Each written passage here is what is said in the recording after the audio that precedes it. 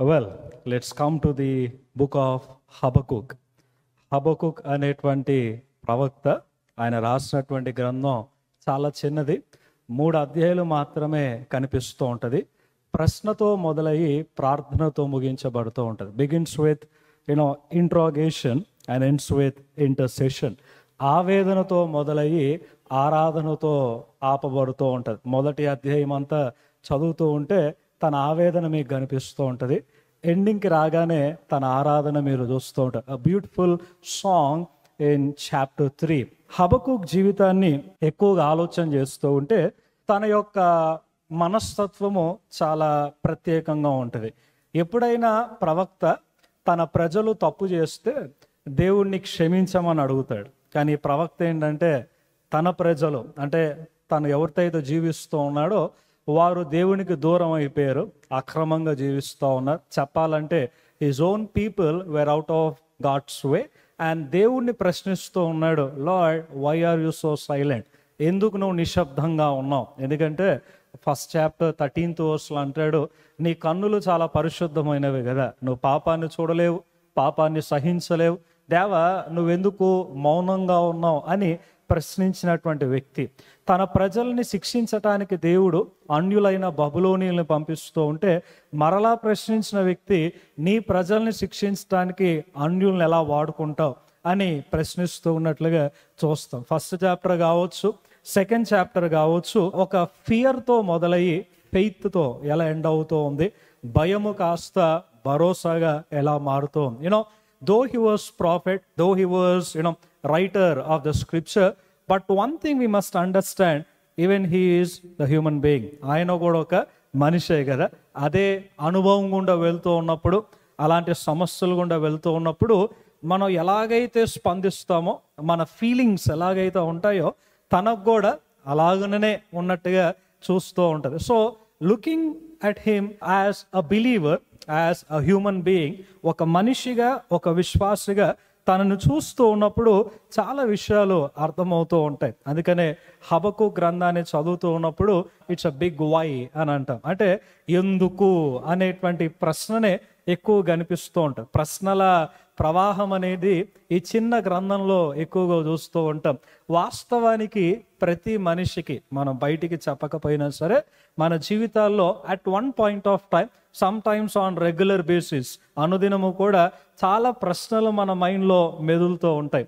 అనుకున్నది జరగకపోతే, ప్రార్థనకి జవాబు రాకపోతే, విన్న వాక్యం ప్రకారంగా నా జీవితంలో కనిపించకపోతే, లేక నేను నమ్మిన ప్రజలు నాకు దూరం అయితే, నమ్మిన వారే ద్రోహం చేస్తే, లేక ఒక సమాజంలో, ఒక క్రిస్టియానిటీలో నేను పెరుగుతూ ఉన్నప్పుడు ఒక స్టాండర్డ్ ఆఫ్ లివింగ్ గురించి నేను వింటూ ఉన్నప్పుడు అలాంటి స్టాండర్డ్స్ నేనున్న క్రైస్తవ్యంలోనే లేకపోతే, కుటుంబంలోనే లేకపోతే, సమాజంలోనే లేకపోతే lot of questions we encounter. మన జీవితంలో చాలా ప్రశ్నలు అనేటువంటివి ఉంటాయి.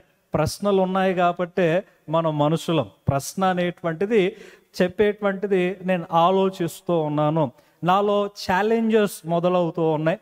ఈ ఛాలెంజెస్ని బట్టి I want to know the reason, I want to know the answer. నాకు కారణం తెలియాలి, నాకు జవాబు తెలియాలి. ఇది మన స్థితి. చెప్పాలంటే ఏ స్థాయికి వెళ్ళినా, ఎంతటి స్థితికి వెళ్ళినా విశ్వాసంలో at one point of time you can or you must, you will ask the question why Lord, ఎందుకు ప్రభువా అనేటువంటి ప్రశ్నలు ఎక్కువగా మనకు కనిపిస్తూ ఉంటాయి. ఒకవేళ ఇంగ్లీష్లో హబకుక్ చాప్టర్ 2 verse 1ని చదువుతూ ఉంటే I wonder looking at it statement, తాను ఇస్తూ ఉన్నటువంటి స్టేట్మెంట్ని ఇంగ్లీష్లో నేను చదువుతూ ఉన్నా. ఆయన ఏమంటాడంటే, I will climb up to my watch tower and stand at my guard post, there I will wait to see what the Lord says, how he will answer my complaint. ఏమంటూ ఉన్నాడు, నేను గోపురం ఎక్కుతాను, నేను పైన నిలబడి చూస్తా, దేవుడు ఎలాగూ నాకు ఆన్సర్ ఇస్తాడు, నా కంప్లైంట్ని దేవుడు ఎలాగూ డీల్ చేస్తాడు. అంటే దేవుడికే సవాలు విసిరినటువంటి వ్యక్తి, దేవుడినే టెస్ట్ చేస్తున్నటువంటి వ్యక్తి. చాలాసార్లు మనం అనుకుంటాం దేవునికి ప్రార్థిస్తున్నామని. కొన్నిసార్లు మన ప్రార్థనల్ని మనం పరిశీలన చేస్తూ ఉంటే ప్రార్థన కంటే సవాళ్ళు ఎక్కువ కనిపిస్తూ ఉంటాయి, ప్రార్థన కంటే ప్రశ్నలు ఎక్కువ కనిపిస్తూ ఉంటాయి. దేవుడు మనల్ని పరీక్షించడం పక్కన పెడితే దేవుడినే చాలాసార్లు మనం పరీక్షిస్తూ ఉంటాం. చాలాసార్లు దేవుడు తాను దేవుడని నిరూపించుకోమని మనం దేవునికి అవకాశాలు ఇస్తూ ఉంటాం. మన విశ్వాసాన్ని నిరూపించుకోవటం ప్రక్కన పెడితే దేవుడు నిరూపించుకోవాలి, ఆయన దేవుడా కాదా, ఆయన చేయగలడా లేదా. పోనీ ఇది ఒకేసారి మన జీవితంలో అంటే ఒకేసారి కాదు, ప్రతి కొత్త సవాలుకి ప్రతి కొత్త సమస్యకి మళ్ళీ ఓల్డ్ క్వశ్చన్, దేవా నువ్వు దేవుడు అయితే నా పక్షాన ఉంటే, నేను నీ బిడ్డనైతే, నువ్వు నన్ను ఎన్నుకుంటే ఈ విధమైన కార్యం నాకు కావాలా, ఈ విధమైన కార్యం నేను చూడాలా. ద సేమ్ రొటీన్ క్వశ్చన్, కానీ కొత్త ప్రాబ్లం వచ్చినప్పుడల్లా అదే కనిపిస్తూ ఉంటుంది. దేవుడు తన్ను తాను నిరూపించుకోవటానికి ప్రయత్నం చేయాలి. But one thing I wonder in this life ఏంటంటే, తన లైఫ్లో ఒకేసారి అలాంటి ప్రశ్న వచ్చింది, ఇంకెప్పుడు రాల. ఎందుకనంటే at one point of time we will go through such scenarios. అలాంటి ఒక స్ట్రగుల్ గుండా మనం వెళ్తాం. అలాంటి స్ట్రగుల్ గుండా వెళ్ళినప్పుడు ఒక పాఠం నేర్చుకుంటాం, ఒక సత్యాన్ని తెలుసుకుంటాం. ఆ సత్యాన్ని తెలుసుకున్న తర్వాత మళ్ళీ రిపీట్ అవుతూ ఉంది అని అంటే నా విశ్వాసాన్ని నేను ప్రశ్నించుకోవాలి. అండ్ ఈ గ్రంథాన్ని ధ్యానించిన ప్రతి ఒక్కరు కూడా ఒక మాట బాగా గుర్తుకొస్తూ ఉంటుంది. న్యూ టెస్ట్మెంట్లో కూడా, రోమన్స్లో కానీ గలేషియన్స్లో కానీ అదే కనిపిస్తూ ఉంటుంది. ఎక్కువగా మనం చూస్తూ ఉంటే the righteous shall live by faith అని అంటూ ఉంటాం. అంటే నీతిమంతుడు విశ్వాస మూలమున జీవించును. వాస్తవానికి విశ్వాసము అనే ఈ మాటను ఆలోచన చేస్తూ ఉంటే, విశ్వాసము ఎప్పుడు యాక్టివేట్ అయ్యిద్ది, విశ్వాసం అనేటువంటిది ఎప్పుడు అది అర్థాన్ని పొందుకుంటుంది, విశ్వాసం అని ఎప్పుడు మనం ఉపయోగిస్తూ ఉంటాం. అన్నీ బాగుండి, అన్ని ఎవిడెన్సెస్ ఉండి, అన్ని కార్యాలు జరిగి నేను దేవుడిని నమ్ముతున్నా అంటే నువ్వేంది, ఎవడేం నమ్ముతాడు? ఎందుకంటే విశ్వాసము అని అంటే నమ్మటం అసాధ్యమైనప్పుడు, పరిస్థితులు వ్యతిరేకంగా ఉన్నప్పుడు ఇది జరగని పని. వెన్ పీపుల్ గివ్ అప్, మనుషులు ఇంకా వల్ల కాదని వదిలేస్తే, లేక మనుషులు ఈయన జీవితం ఇంతే అని వదిలేసినప్పుడు, నాకైతే నమ్మకం లేదు నీ జీవితం మీద, నాకైతే నమ్మకం లేదు నీ ఫ్యూచర్ మీద. And when people give up, there activates the true faith. విశ్వాసం అనేది మొదలయ్యేది అక్కడ కదా, విశ్వాసం అనేటువంటిది స్టార్ట్ అయ్యేటువంటిది అక్కడ కనిపించిద్ది ఎంత నువ్వు దేవుణ్ణి నమ్ముతున్నావని, ఎంత నువ్వు దేవుని మార్గంలో నడుస్తూ ఉన్నావని. బైబిల్ అంతటిని మనం చూస్తూ ఉంటే ఒక బ్యూటిఫుల్ లైఫ్స్ ఎవరికి లేవు. చాలా చక్కగా, హాయిగా, కంఫర్టబుల్గా, మెత్తని పరుపుల మీద, మంచి పూల తోటల మధ్య జీవించినటువంటి వారు ఒక్కడు కూడా లేడు. ఎందుకంటే right from the book of Genesis till date you understand, యేసయ్యనే అన్నాడు కదా, మనం ప్రయాణించేటువంటి మార్గము ఇరుకు మార్గం అని అన్నాడు. విశాల మార్గం కాదు, విశాలంగా హాయిగా ప్రయాణం చేసేటువంటిది కాదు, ఇరుకు మార్గము. ఆ ఇరుకు మార్గంలో కొందరు మాత్రమే కనిపిస్తారు. ఆ కొందరిలో శ్రమలు, అనేక శోధనలు, వీటి గుండా వెళ్ళినటువంటి వారే బైబిల్లో ఎక్కువగా మనం చూస్తాం. బట్ బ్యూటీ ఏంటో తెలుసా, ఎలా మొదలయ్యారు అనే ప్రశ్న కంటే ఎలా ముగించబడుతున్నారు అనేటువంటి ప్రశ్న చాలా ముఖ్యం. హబకుక్ భయముతో మొదలుపెట్టాడు, భరోసాతో. He got that assurance, he got that faith. తన జీవితంలో ఆవేదన మొదలైంది, కానీ చివరికి ఆవేదనలో కూడా ఆరాధించడం మొదలుపెట్టాడు. ఆ ఆరాధనలో నుంచి ఆనందం తనకు వచ్చినట్టుగా మనకు కనిపిస్తూ ఉంటుంది. When you go through struggles, there you find the ultimate support of God. అందుకే పౌలు అంటూ ఉంటాడు కదా, in my weakness I find the strength of God. When I'm weak then I'm strong. నేను బలహీనుడుగా ఉన్నప్పుడే బలాన్ని నేను చూస్తూ ఉంటాను, బలహీనతలోనే దేవుడు బలం నాకు కావాలి. బలవంతుడుగా నేను ఉంటే దేవుని బలం నాకెందుకు, ఆల్రెడీ బలంగా ఉన్నాను కాబట్టి అవసరం లేదని అంటాం. బలహీనుడుగా ఉన్నప్పుడే బలం కావాలా, శ్రమల్లో ఉన్నప్పుడే సహాయం కావాలా, విశ్వాసం పోతూ ఉన్నప్పుడే దేవుని మీద నమ్మకం కావాలా. సో హబకుక్ జీవితాన్ని ఒకవేళ ఆలోచన చేస్తే, హబకుక్ అనే పేరుకి హెబ్రీ భాషలో రెండు అర్థాలు ఉన్నాయి. ఒక అర్థం ఏంటంటే టు ఎంబ్రేస్ అని అంటాం, అంటే హత్తుకోవటము, కౌగులించుకోవటం, ఆనుకొని ఉండటం అనేటువంటి మాట వచ్చేది. రెండవ అర్థం ఏంటంటే టు రెజల్ అనే మాట, అంటే పోరాడటము, యుద్ధం చేయటం అనేటువంటి అర్థం వచ్చింది. ఒకవేళ తన లైఫ్ని మీరు చూస్తే ఈ రెండే ఉన్నాయి. ఎందుకంటే తాను దేవునితో పోరాడాడు, దేవునితో యుద్ధం చేశాడు, కానీ చివరికి దేవుణ్ణి హత్తుకున్నట్లుగా మనకు అనిపించింది. సో మన జీవితంలో అయితే ఈ రెండిట్లో ఒకే దాంట్లో మనం ఉంటాం. మొదటిది ఏంటి అని అంటే, అయితే దేవుని హత్తుకుంటాం, లేదా దేవునికి హద్దులు పెడుతూ ఉంటాం. చాలాసార్లు మనం అనుకుంటాం దేవుడు ఏదైనా చేయగలడు, నిజంగానే దేవుడు ఏదైనా చేయగలడు, కానీ నేను హద్దులు పెట్టనప్పుడు, నా యొక్క బుద్ధిహీనతతో, నా యొక్క అవిశ్వాసముతో, నా యొక్క సందేహముతో, లేక ఈ లోకపరంగా నాకు ఉన్నటువంటి వీక్నెసెస్తో చాలాసార్లు దేవుణ్ణి ఆపేది ఎవరో తెలుసా? మనం అంటాం సాతాను పని చేయకుండా ఆపేసాడు, సాతాను నన్ను అడ్డుకుంటా ఉన్నాడు, వాడు ఒకడు బాగా తేరగా దొరుకుతూ ఉంటాడు మనకు పద్దాకు ఉపయోగించేటాడు. కానీ వాస్తవంగా నీ ఆశీర్వాదాన్ని ఆపేది నువ్వే, దేవుని కార్యాన్ని ఆపేది నువ్వే, నీ గ్రోత్ని ఆపేది నువ్వే. దేవుని జీవితంలో తాను అనుకున్నటువంటి ప్రణాళిక జరగకుండా ఆపే మొదటి వ్యక్తి, చివరి వ్యక్తి నువ్వే.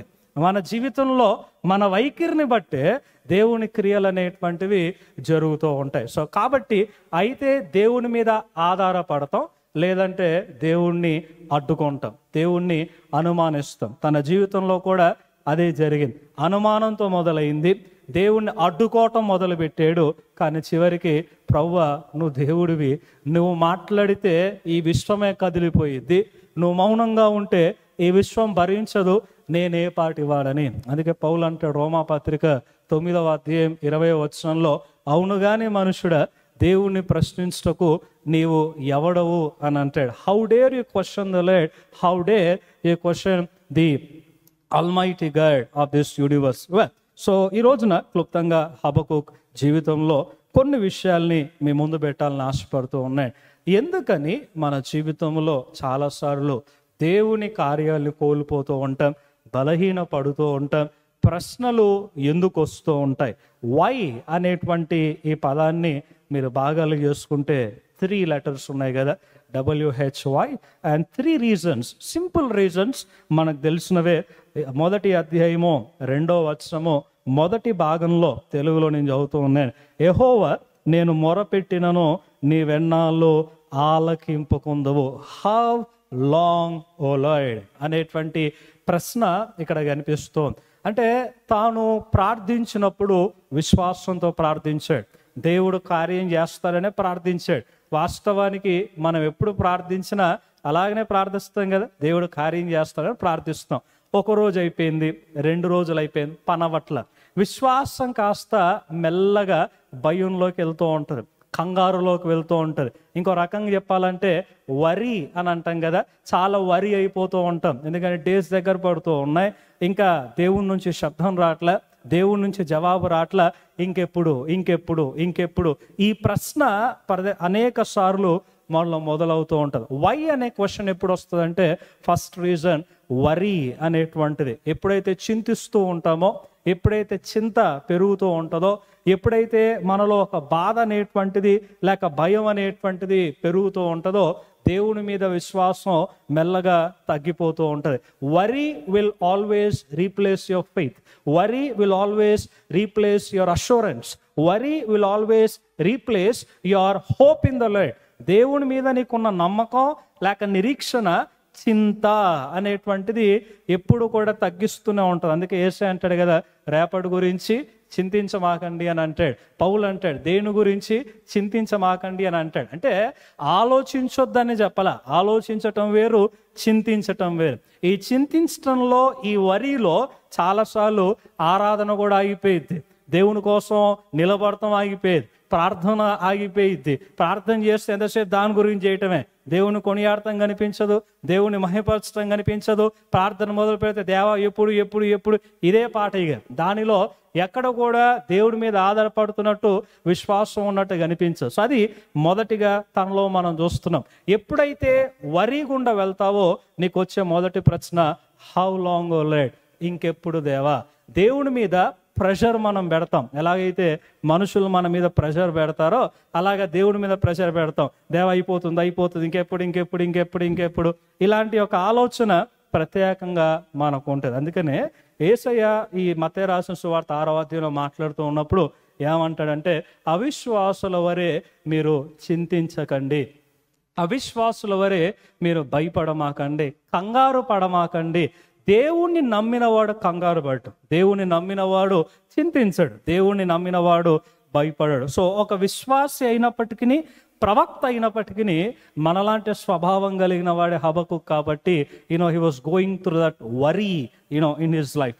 రెండవది మనం చూస్తే మొదటి అధ్యాయము 3-4 వచనాలు, మొదటి అధ్యాయం 3-4 వచనాల్లో ఆయన చెప్తూ ఉన్నటువంటి మాట ఏంటంటే, నన్నెందుకు దోషము చూడనిచ్చుచున్నావు, బాధ నీవెలా ఊరకయే చూచుచున్నావు, ఎక్కడ చూచిన నాశనము బలత్కారము అగుపడుచున్నది, జగడము కలహము రేగుచున్నది. సో ఏం చెప్తూ ఉన్నాడంటే, అయ్యా ఎటు చూసినా సరే మనుషులు రకరకాలుగా మాట్లాడుతూ ఉన్నారు, అన్యాయంగా అనిపిస్తుంది, అక్రమంగా అనిపిస్తుంది, దూషిస్తూ ఉన్నారు, తిడుతూ ఉన్నారు, రకరకాలుగా నా హార్ట్ని వాళ్ళు హర్ట్ చేస్తూ ఉన్నారు.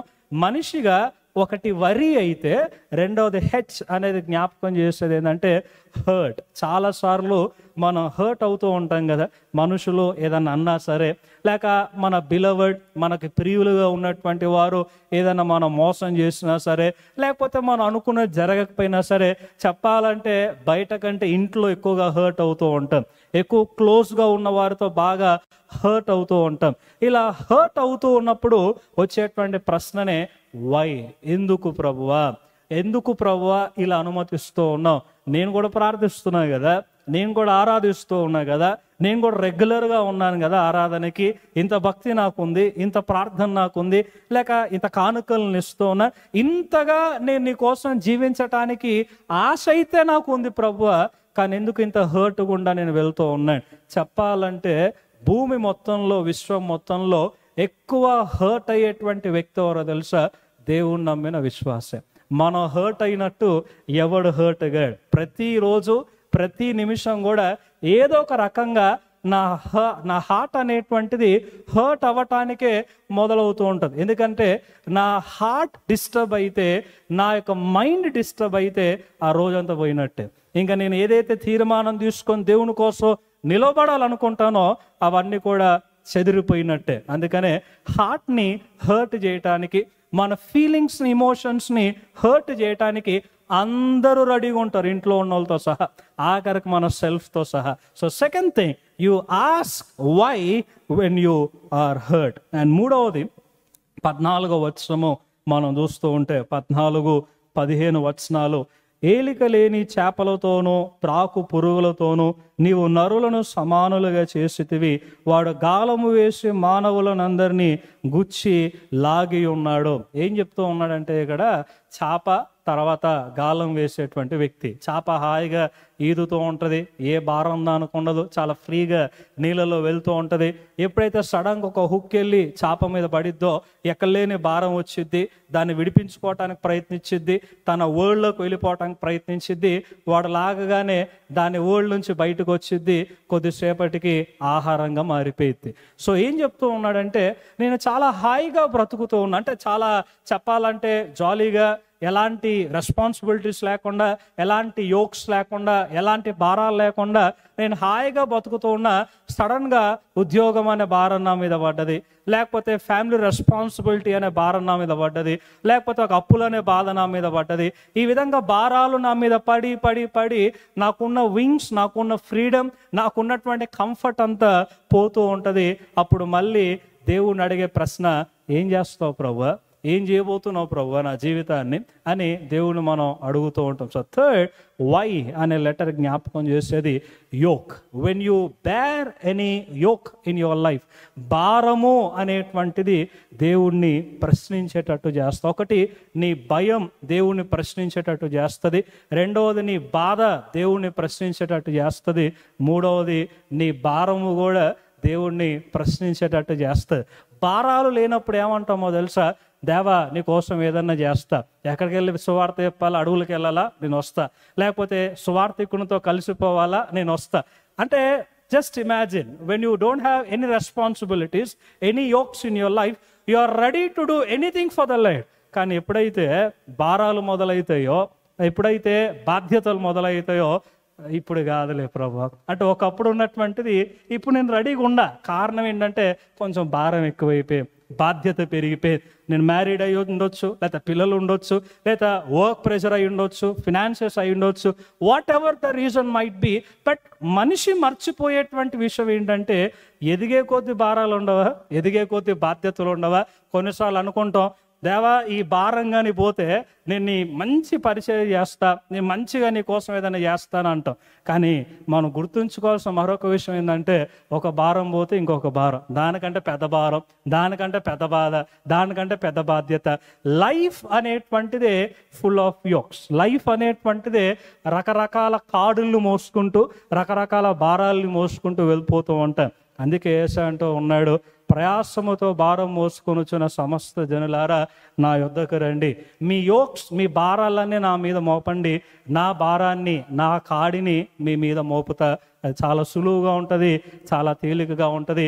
క్వశ్చన్ ఏంటి అని అంటే, when you are burdened in your life, when you go through pressure in your life, first question వచ్చేటువంటిది, Lord what you are going to do, నువ్వేం చేస్తావు? కానీ మనం అడగాల్సిన ప్రశ్న, నేనేం చేయాలి? ఈ పరిస్థితుల్లో నేను నీ కోసం ఏం చేయాలి? ఈ పరిస్థితుల్లో ఎస్ నాకు బలహీనత ఉంది, అవును నాకు బాధ్యత ఉంది, అవును నాకు భారం ఉంది, అవును నేను వెళ్ళలేను, అవును నేను చేయలేను, ఇది అసాధ్యము. కానీ ప్రశ్న, అయినా సరే నేను చేయడానికి సిద్ధంగా ఉన్నా, ఏం చేయాలి ప్రభువా? ఏం చేయాలి ప్రభువా అనే క్రైస్తవులు ఈ రోజున చాలా తక్కువ. ఏం చేయాలి ప్రభువా అనేటువంటి యవనస్తులు ఈ రోజున తక్కువ.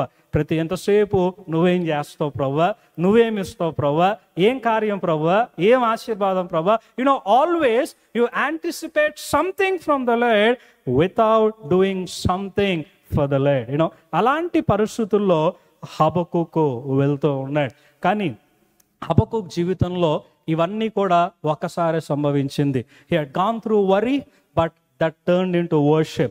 He had gone through hurt, that turned into hope. He had gone through yoke, but it turned to be the godly yoke. తన జీవితంలో ఆ విధమైన పరిస్థితులు గుండా వెళ్తే, I love the last part of this book. It's a beautiful song of conviction or a statement of faith. తన జీవితంలో ఒక చక్కని పాట పాడుతూ ఉన్నాడు. పాటలు ఎవరో రాస్తే మనం పాడతాం, కానీ ఇక్కడ తన అనుభవం గుండా పాడుతున్న పాట ఏంటది? 3వ అధ్యాయము 17-18 వచనాలు మనం చూస్తే, అంజూరపు చెట్లు పూయకుండినను, ద్రాక్ష చెట్లు ఫలింపకపోయినను, ఒలీవ చెట్లు కాపులేక ఉండినను, చేనులోని పైరు పంటకు రాకపోయినను, గొర్రెలు దొడ్డిలో లేకపోయినను, సాలలు పశువులు లేకపోయినను, నేను యెహోవా యందు ఆనందించెదను.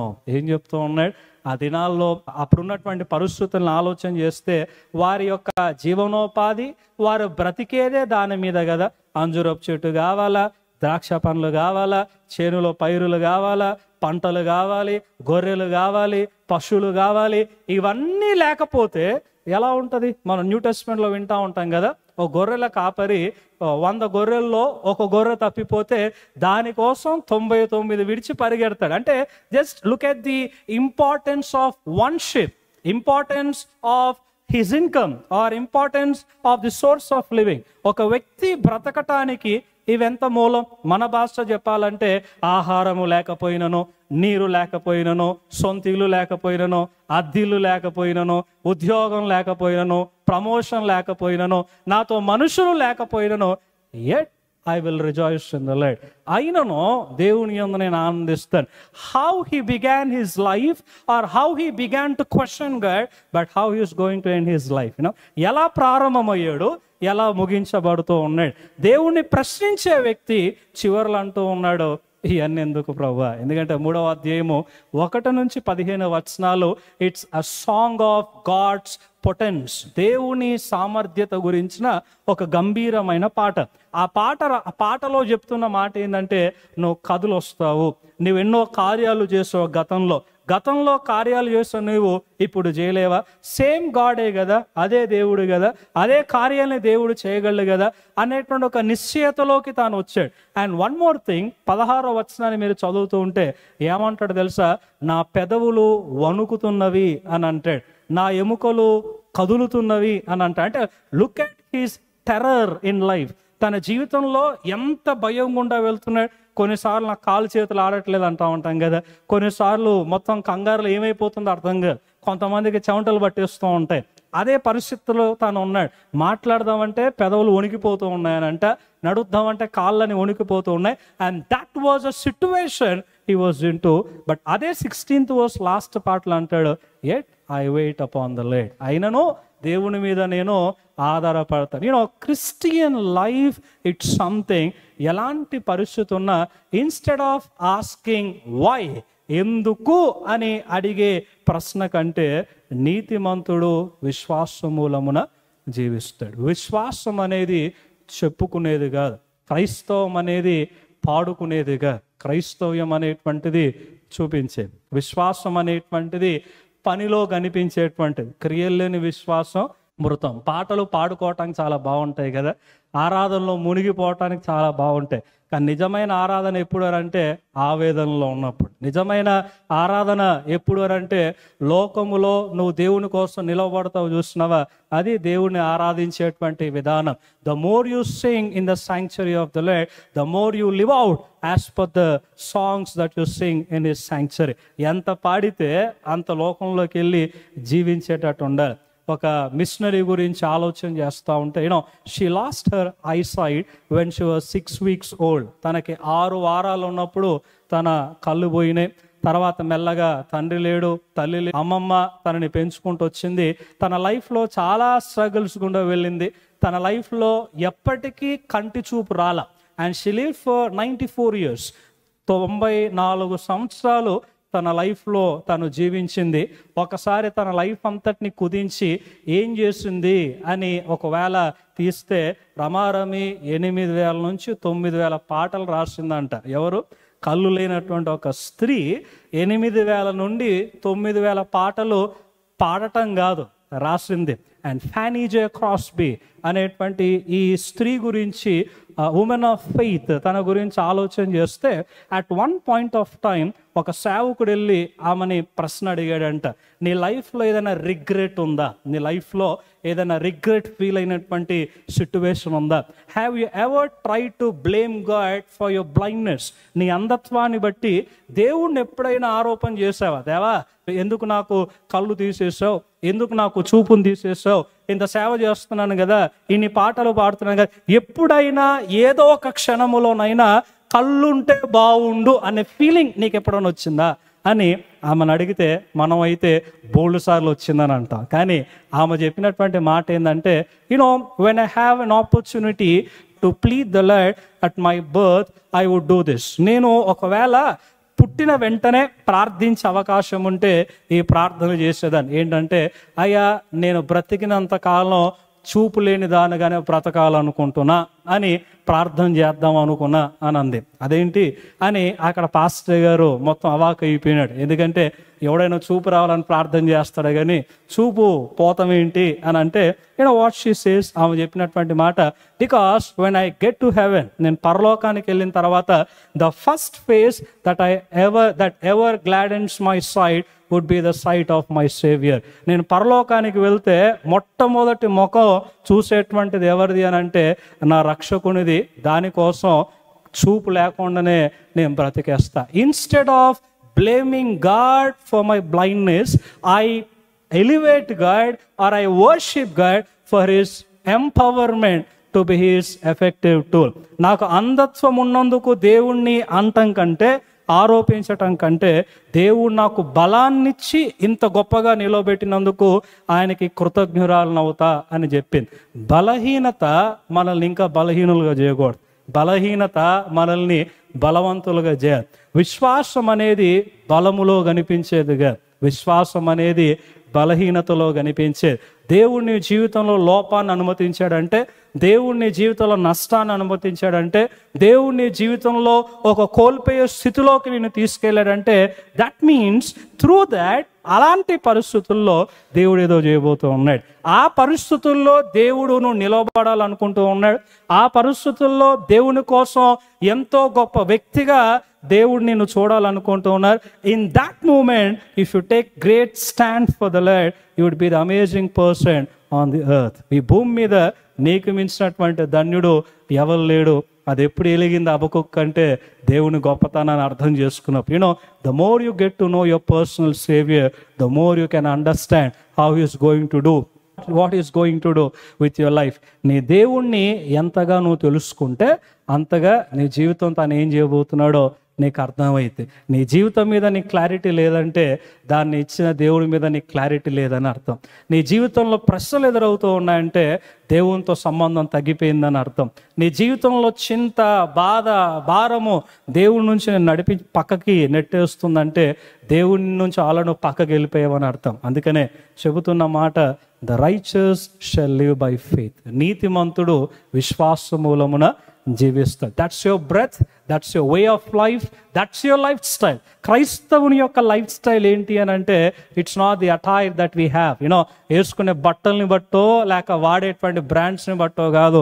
క్రైస్తవుని యొక్క life style, how you react towards the things that you encounter in your life. నీ జీవితంలో ఎలాంటి పరిస్థితి గుండా వెళ్ళినా ఏ విధంగా నువ్వు జీవిస్తూ ఉంటావు. అందుకనే ఒక కొటేషన్ గుర్తొస్తూ ఉంటుంది ఎప్పుడు, if you look to others you will be distracted. ఇతరుల్ని మనం చూస్తూ ఉంటే రకరకాల మాటలు వింటూ డిస్ట్రాక్ట్ అయిపోతూ ఉంటాం. If you look to yourself you will be discouraged. మనల్ని మనం చూస్తూ ఉంటే డిస్కరేజ్ అయిపోతూ ఉంటాం. But if you look to Christ you will be delighted. యేసయ్య వైపు మనం చూస్తే దొరికే ఆనందం చాలా గొప్పది. అన్నీ ఉన్నప్పుడు నేను ఆనందిస్తున్నా అనలే హబక్కూక్. ఏది లేకపోయినను నేను యెహోవా యందు ఆనందిస్తా. That's the beauty of Christian faith, that's the beauty of Christian hope. ఈ రోజున ప్రశ్న, దేవుణ్ణి హత్తుకుంటున్నావా లేక దేవునికి హద్దులు పెడుతూ ఉన్నావా?